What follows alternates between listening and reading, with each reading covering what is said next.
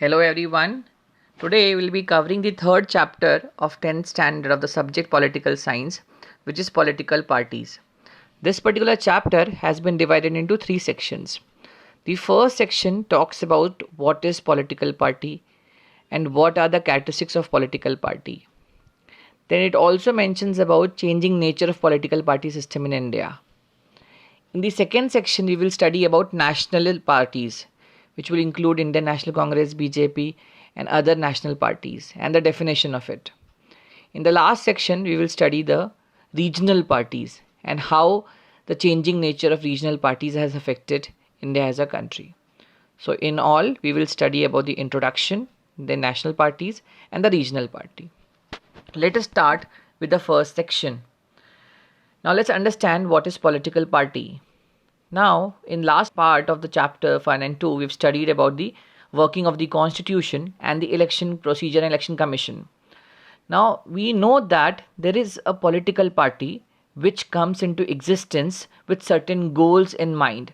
So, the difference is that the political parties are generally formed with an idea to form a government. So the idea is first that a political party will be formed, then they will contest elections, then after elections they will, if they win, they form the government.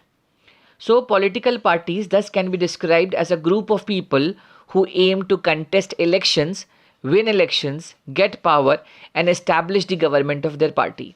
That is the basic objective of a political party.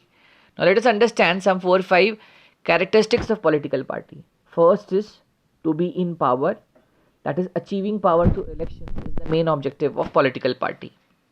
Second, to pursue an ideology. Every political party has some policies and worldviews, and those political parties, they want to pursue their ideology. Somebody may be a communist, somebody may be a secular party, some party may have a good policy with US, somebody would want to maintain relationship with Bangladesh. So this is an ideology which a political party represents. Third point is to have an party agenda. Every political party, on the basis of their ideology, perform certain or hold certain agenda. For example, for Bharatiya Janata Party, BJP, one of the agenda was formation of Ram Temple. That was one of the agenda. One of the agenda was abolition of Article 371. So whatever is the agenda, it has been driven on the basis of the ideology of a political party.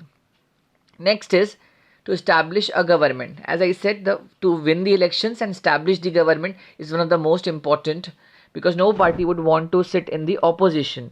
So last part of this is to act as a link between the government and the people. So political party act as a link between the government and the people. Suppose a political party is not able to form the government, then it sits in the opposition. When it's in the opposition, it will try and express the views of the people to the parliament, and therefore it acts as a link between the government and the people. Now let us understand there is something called as changing nature of political party system in India.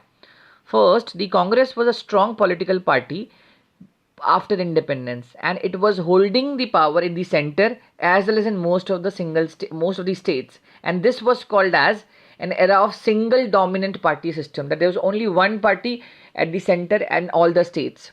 Then there was non-Congress party started coming together in the year of 1977, and after 1989 we have a system of multiple parties which are there, and there is an era of coalition. Coalition means where 2 or more parties come together and form the government. For example, right now we have an NDA, National Democratic Alliance, which is headed by Prime Minister Modi, which has BJP, which has other parties which are supporting BJP. So that is called as NDA, which has LJP, which is some other parties. So that is called as coalition era. So initially it was thought that coalition will bring in instability, that people would there will be dispute between the political parties. But since 1990s, all the governments till now are 1999, all the governments are coalition government, including the present one. So that logic doesn't hold true. So that's the end of the first part. In the second part, we're going to study about national parties. In the second part, we're going to discuss about national parties. We have to understand what is the definition of national parties. So, if you want to be recognized as a national party, Election Commission has prescribed the two conditions. That is, first, either the political party should secure at least 6% of all the valid votes in 4 or more states in Lok Sabha or state assembly elections. So, if you want to become a national party, you need to have at least 6% of the valid votes, which you should get in the 4 states in Lok Sabha or 4 assembly elections of any other states. And you also need to have 4 members being elected in the Lok Sabha. Then only you are a national party. Or, so second option is the candidates of a party should be elected from minimum 2% constituency out of total Lok Sabha constituency and from minimum 3 states. So if from the 2% of the total constituency Lok Sabha, which means from 543, if you calculate 2%, around 11 candidates are selected in Lok Sabha and from 3 different states, then also it is a national party. That's the logic of national party. Let us understand which all are national parties in India. The first one is Indian National Congress, which was established in the year 1885.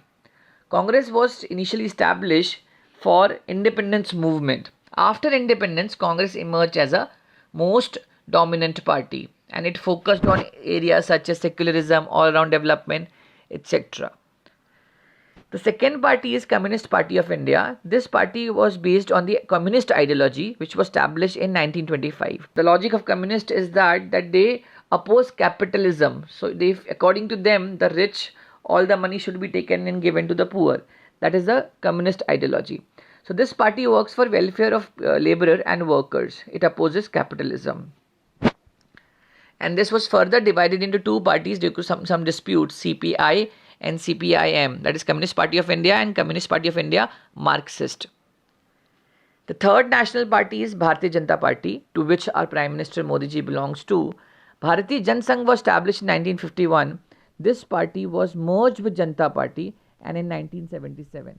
The Janata Party could not survive. There was a split and Bharatiya Janasangh, the component of Janata Party, established a new party in 1980, which is called as Bharatiya Janata Party. The party stands for protection of Indian culture and tradition. Next is Communist Party of India Marxist, which I have already discussed. Bahujan Samaj Party. Bahujan Samaj Party professes the socialist ideology. That is, in 1984, the party was established with the objective of protecting the interests of the minorities. So, this party was based on the protection of interest of minorities, scheduled caste, scheduled tribe, religious minority and other backward class people. Therefore, the party aims to give power in the hands of majority. Second last is Nationalist Congress Party, NCP. In 1999, there was a split in Congress Party and NCP was formed by Mr. Sharad Pawar. The party believes in value of democracy, equality and secularism. The National Congress Party and Congress Party together were in coalition era from 2004 to 2014. And the last party, I would say, is Trinamool Congress. Trinamool Congress was established in 1998. Again, it was breakaway from Congress Party and it got recognition as national party in the year 2016. The party supports democracy, secularism and protects interest of weaker section of society. This ends the second section, that is the national parties. In the third section, before we go to the regional parties, it is very important to understand why regional parties are important. Now we have people who speak different language, we have different culture and different traditions in India. Because we have people belonging to different geographical locations, there is certain geographical identity.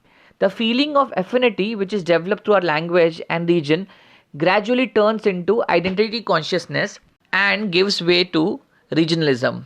People start thinking about their own interest. For example, that our particular regional identity should lead to development of our region only, resources should be used for us only, employment opportunities should be for us. So these all things related to regional parties. Now regional parties are those groups in the region who have a proud feeling about their different identities of their region and who compete to get a political power with the objective of regional development. So the influence of regional party is limited to a particular region. Remember that. Now regional party try to address certain demands to regional problem, regional level, and they try to ensure good for regional people. Now changing nature of regional parties. Now, in changing nature of regional parties, what has happened is over a period of time, initially regional identities gave rise to separatist movement like Khalistan movement, Dravidistan movement, all those movements where these states wanted to be away from India. Then the demand of regional party gradually changed, and instead of demanding independent state, they started demanding autonomy.